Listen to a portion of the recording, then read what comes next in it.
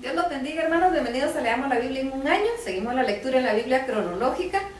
Nos corresponden las páginas de la 1164 a la 1168. Y empezamos con el ministerio de Juan el Bautista. Y vamos a empezar con una nota del editor. Dice así: cuando llega el momento de que Jesús lleve a cabo su comisión divina, la brecha ha sido abierta ya por el eficaz ministerio de Juan el Bautista, que proclama que Jesús es el Cordero de Dios. De este modo, Juan prepara la escena para el argumento propio de Jesús de que Él es el Mesías. Como tantas veces antes, los judíos han estado esperando la llegada del Mesías profetizado, creyendo que lo liberaría de la esclavitud política, que sería un líder nacional ideal. Lo que no esperaban es que fuera un líder que surgiera de entre la gente común, y sin embargo de naturaleza divina, y que estableciera su reino espiritual y no político. Tal vez debido a esta misma concepción errónea, se llama a Juan el Bautista para que prepare el camino para Jesús y para que dé testimonio en su favor. Es con este anuncio del ministerio especial de Jesús que el mensaje del Evangelio comienza su enfoque principal, como puede verse por el hecho de que solo en ese punto Marcos y Juan inician los relatos de sus evangelios. El precursor de Jesús, Juan, es un profeta de ascendencia sacerdotal, como lo fueron varios de los profetas de la antigüedad.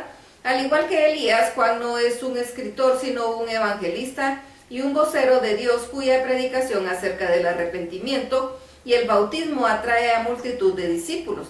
Algunos de estos discípulos serán tan devotos a Juan y a su enseñanza que no aceptarán ni siquiera la deidad de Jesús, que Juan ha sido enviado a proclamar. Como sucede con la mayoría de sus compañeros profetas, la enseñanza de Juan de la pureza espiritual se ve acompañada de fuertes apelaciones respecto de una práctica conducta ética hacia el prójimo.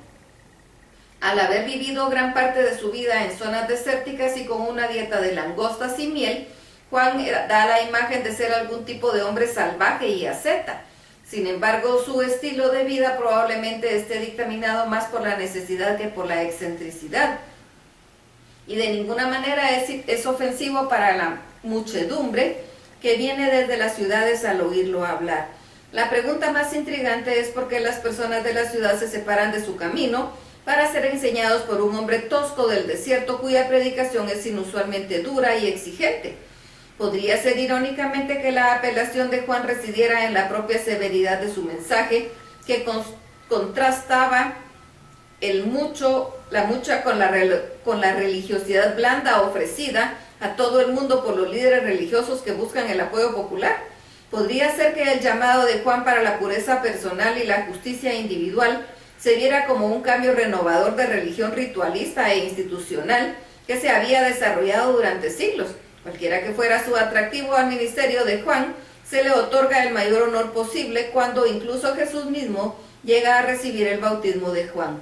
Si bien no es por sus pecados que Jesús es bautizado, su acto de lavado ceremonial como un ejemplo da ocasión para una confirmación espectacular de su deidad.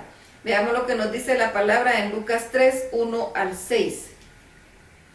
En el año 15 del imperio de Tiberio César, siendo gobernador de Judea Poncio Pilato, y Herodes tetrarca de Galilea, y su hermano Felipe tetrarca de Iturea, y de la provincia de Traconite y Licinias, tetrarca de Abilinia, y siendo sumos sacerdotes Anás y Caifás, vino palabra de Dios a Juan, hijo de Zacarías, en el desierto, y él fue por toda la región contigua al Jordán, predicando el bautismo del arrepentimiento para perdón de pecados, como está escrito en el libro de las palabras del profeta Isaías, que dice: voz del que clama en el desierto, preparad el camino del Señor, enderezad sus sendas, todo valle se rellenará y se bajará todo monte y collado, los caminos torcidos serán enderezados y los caminos ásperos allanados, y verá toda carne la salvación de Dios. Mateo 3, 4 al 6. Y Juan estaba vestido de pelo de camello y tenía un cinto de cuero alrededor de sus lomos, y su comida era langostas y miel silvestre, y salía a él Jerusalén y toda Judea y toda la provincia de alrededor del Jordán, y eran bautizados por él en el Jordán confesando sus pecados. Lucas 3, 7 al 14. Y decía a las multitudes que salían para ser bautizadas por él: oh generación de víboras, ¿quién os enseñó a huir de la ira venidera?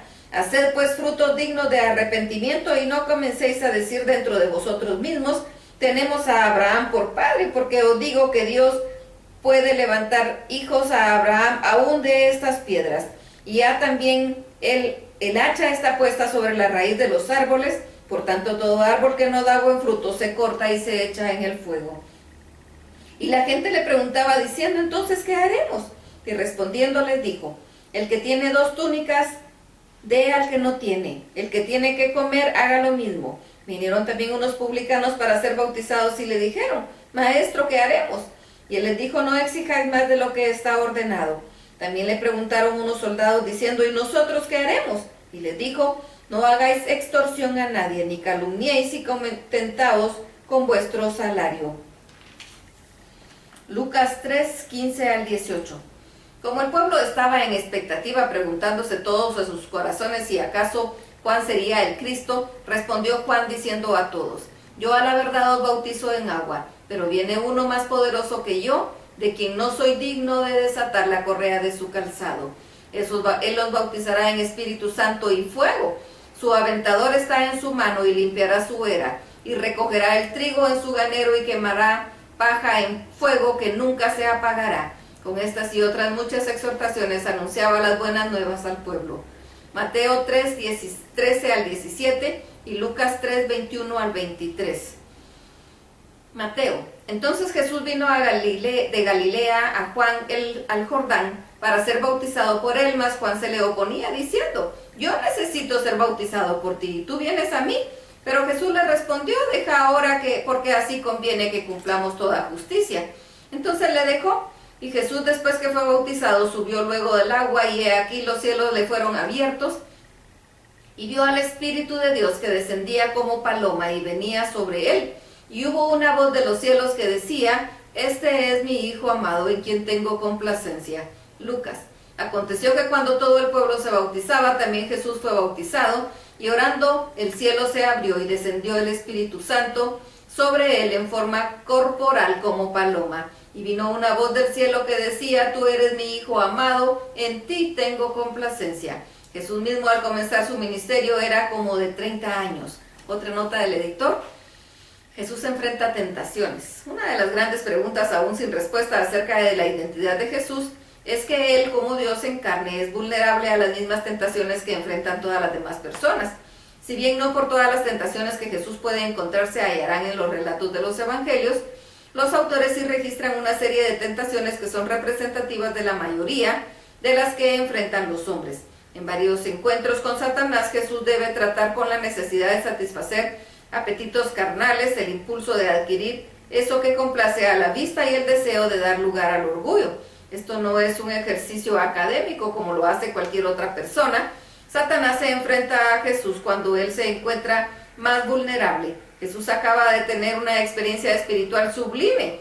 Fue honrado por la voz del cielo. Cuán tentador sería hacer alarde de su deidad de alguna manera espectacular. Él apenas está comenzando su misión con un mundo que busca desesperadamente un líder. Cuán tentador sería obtener la lealtad de todo el mundo de un solo golpe.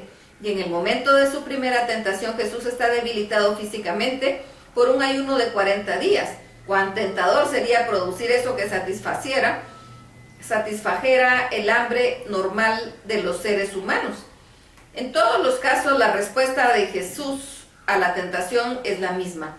Solo el desierto es de la tentación. Jesús, aunque es Dios, reconoce el valor de la oración y del ayuno. En cada tentación expresa las palabras de las Escrituras que son recordatorio de verdad y sabiduría ante las mentiras de Satanás. Mateo 4, 1 al 11. Entonces Jesús fue llevado por el Espíritu al desierto para ser tentado por el diablo. Y después de haber ayunado 40 días y 40 noches, tuvo hambre.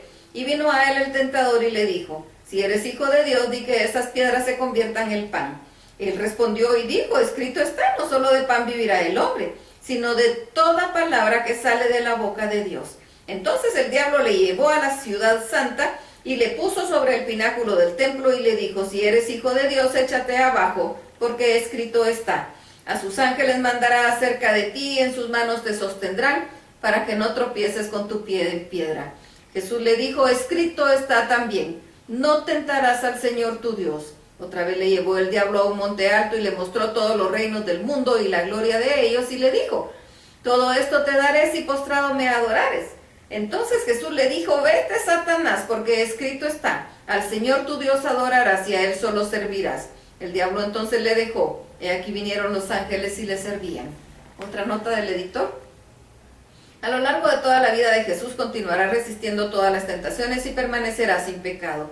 En su justicia perfecta, que va más allá de la justicia de incluso grandes profetas como Elías y ahora Juan el Bautista, se demuestra que Jesús es el Mesías. Por virtud de la anunciación divina de la que él da testimonio, Juan está convencido de que Jesús no solo es incomparablemente justo, sino que también es el ungido de Dios, el Cristo. Por lo tanto, Juan rechaza toda posibilidad de que él sea visto como el Mesías y proclama a Jesús como el mesiánico Cordero de Dios. Juan 1, 19 al 28. Este es el testimonio de Juan. Cuando los judíos enviaron de Jerusalén sacerdotes y levitas para que le preguntasen: ¿tú quién eres? Confesó y no negó, sino que confesó: yo no soy el Cristo. Y le preguntaron: ¿qué pues? ¿Eres tú Elías?